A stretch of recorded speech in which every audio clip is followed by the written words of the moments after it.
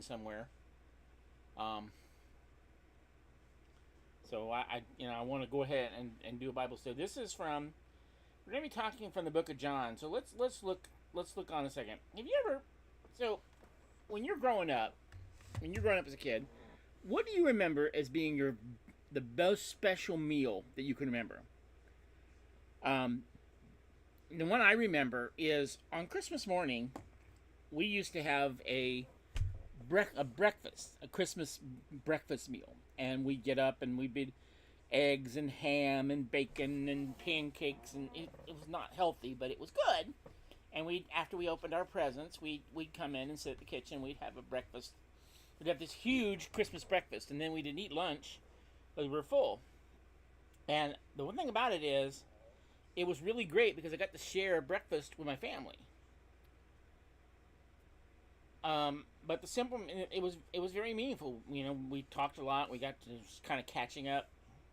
Well, today I want to talk about another special meal that Jesus shared with the disciples and why God even made us to eat food. The title for today's message is Breakfast with Jesus.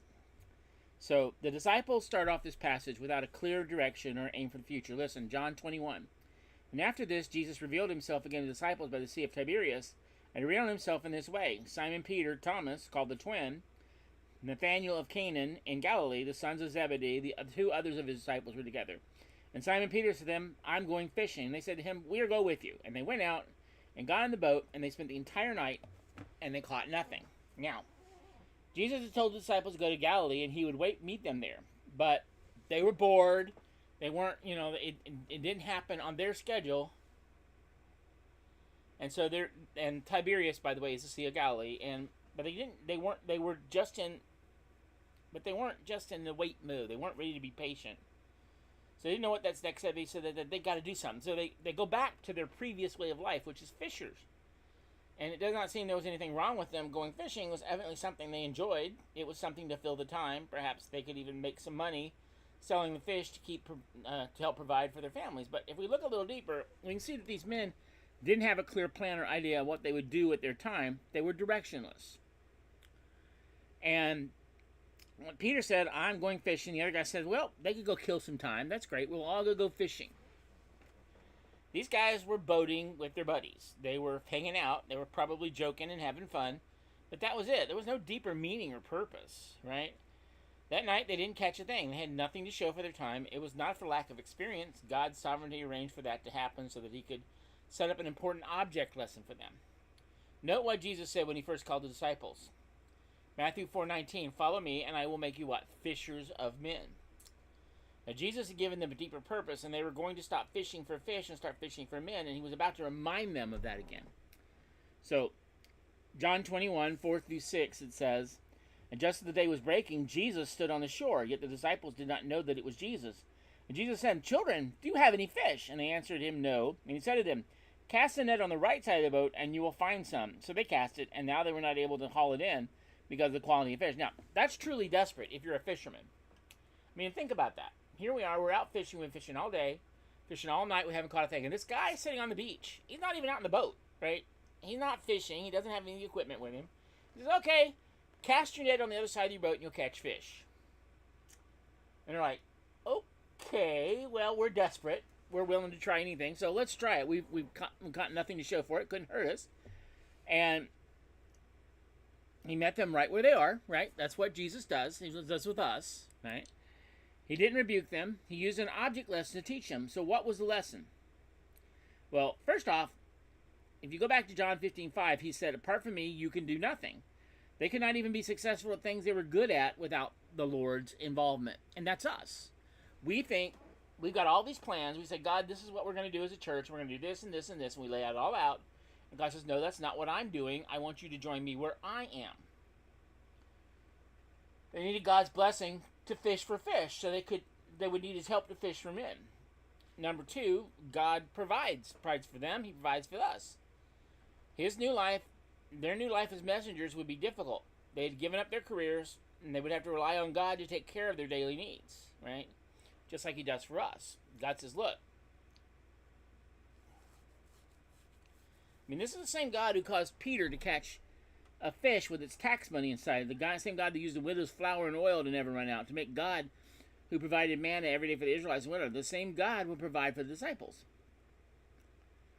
And number 3, following Jesus' directions brings success. Always does. Now, not success in the way the world thinks of success, right?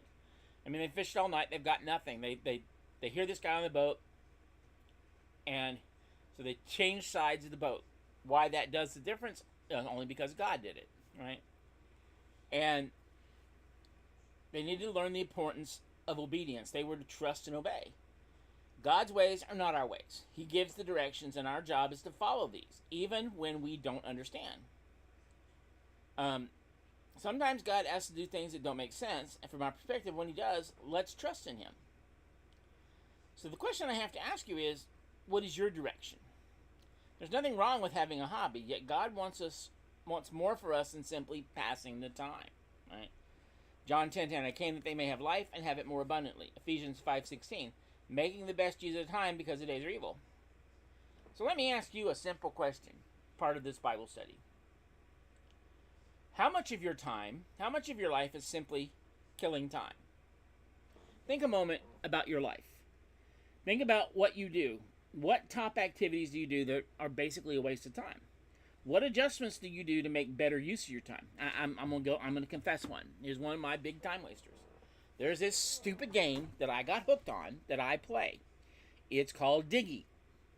It's this little guy. He goes and collects things. And right now he's got him in China or somewhere. I don't even know where he is at this point.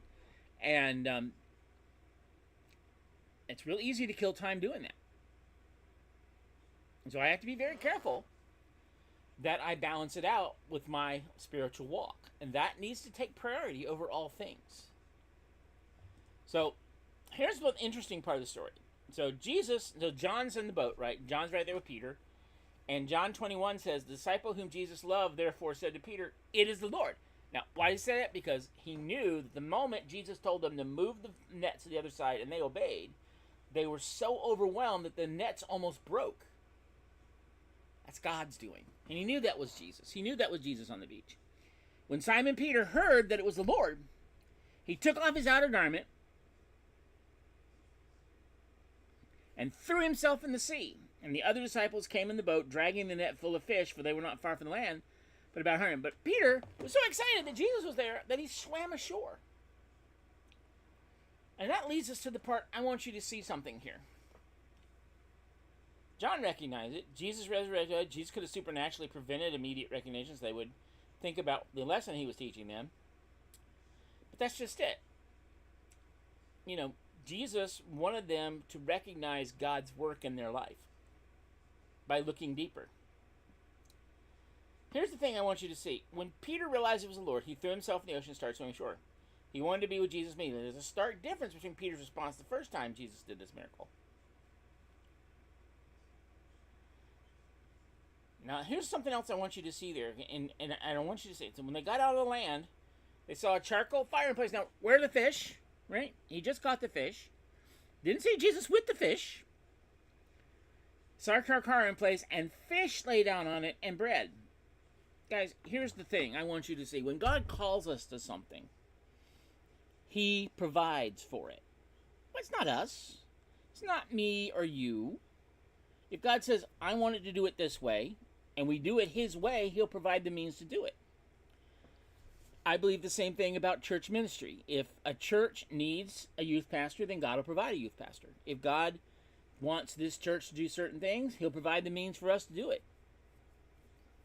He might use us to do it, but he'll provide for it. He always does.